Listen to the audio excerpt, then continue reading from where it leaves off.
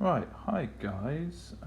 This is us going through how to do long division with a big number like 36.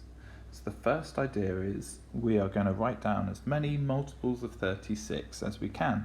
Now we're just adding 36 onto the previous number.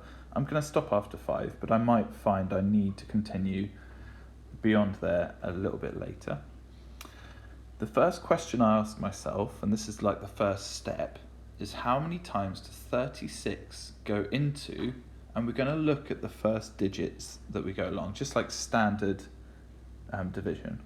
Now, 2 36s are 72, and that's the first number before we hit 86. So we're going to write 2 in the top line,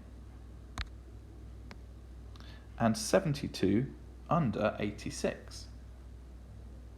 Once we've done that, the second step is to find the remainder by subtraction.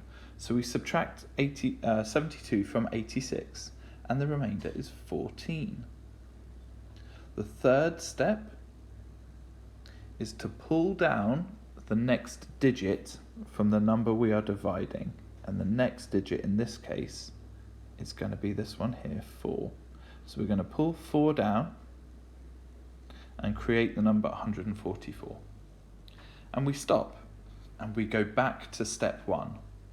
But this time we're not looking at 86 anymore. We're going to be looking at the number we've just created, 144.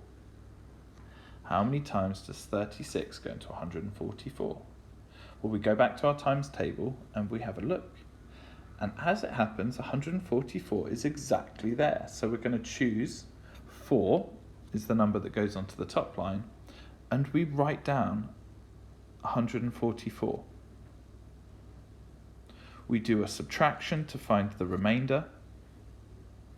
We would pull a digit down at this point, but there are no digits remaining. We have finished the process. So you know when you are finished when there are no digits left to pull down.